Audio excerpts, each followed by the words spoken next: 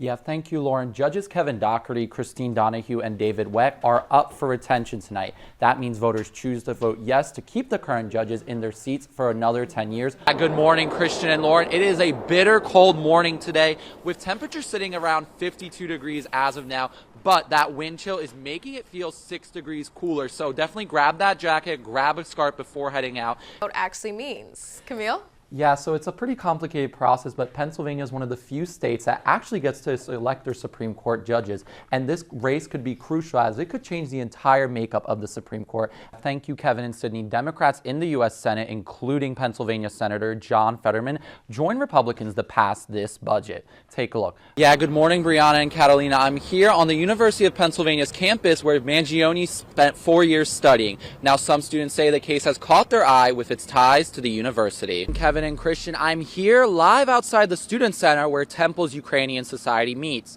Now, this past weekend marked the 3-year anniversary of the start of the Russia-Ukraine war. Temple students and community members gathered at the University of Pennsylvania's campus to remember the lives lost due to the war. I spoke with the vigil goers about what they are thinking after 3 years on. Yeah, good evening, Lauren. Here in Club Ruba in Northern Liberties, the energy is lively. The crowd is still packed in here in this auditorium to watch the electoral race and watch what the results when they come in.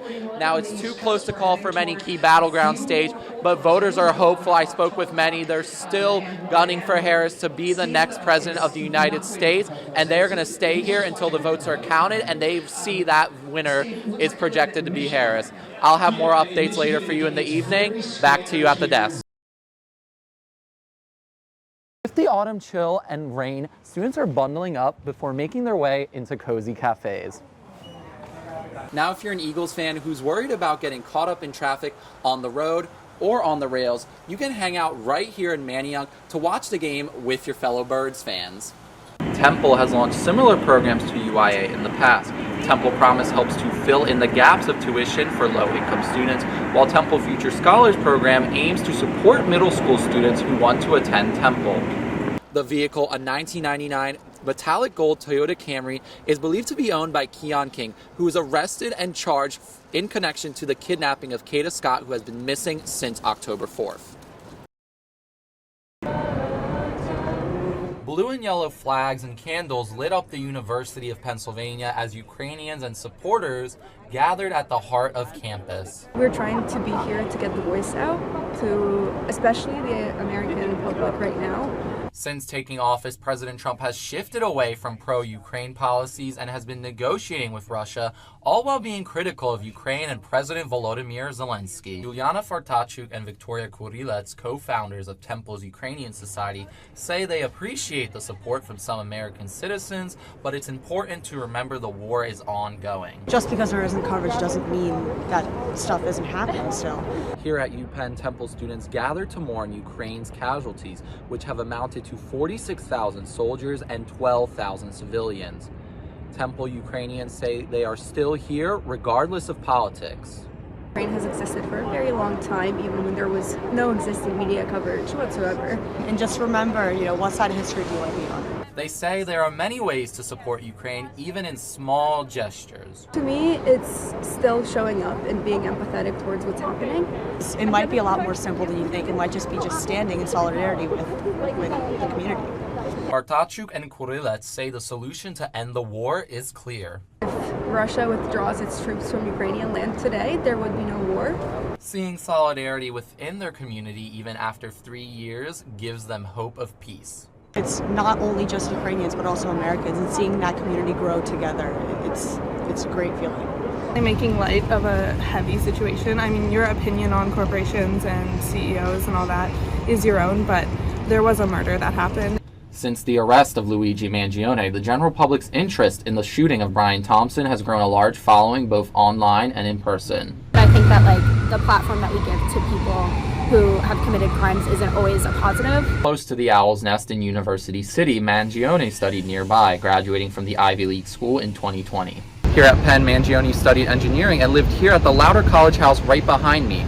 Mangione was an active part of the Phi Kappa Psi fraternity on campus, and current students say they feel shocked at the news. Can we ever get an alumni that has done anything good? It's like another alumni who has gotten themselves into the news, and that definitely doesn't look great. Students from both Temple and UPenn say that social media has had a negative influence on the case. This reminds me of like Ted Bundy and how everyone was like, oh, he's such an attractive serial killer, so he gets to get off because he's young, attractive, and white. Like, it's just, I don't know, that's kind of annoying. Why are we not focusing on the main thing, that he killed someone? An attractive person is going to get more press, and it's been kind of an issue with social media, kind of romanticizing people who've committed violent crimes. The two student bodies say they understand the motives Mangione might have had, but that he went too far. Or if they're committing fraud against the people that rely on them, then it's important that that gets out there, but obviously I don't condone violence. Some UPenn students think that the university has received a lot of attention in the media. Fascinating to be so close to the action and to have things like this where people, Penn is in the center of the news.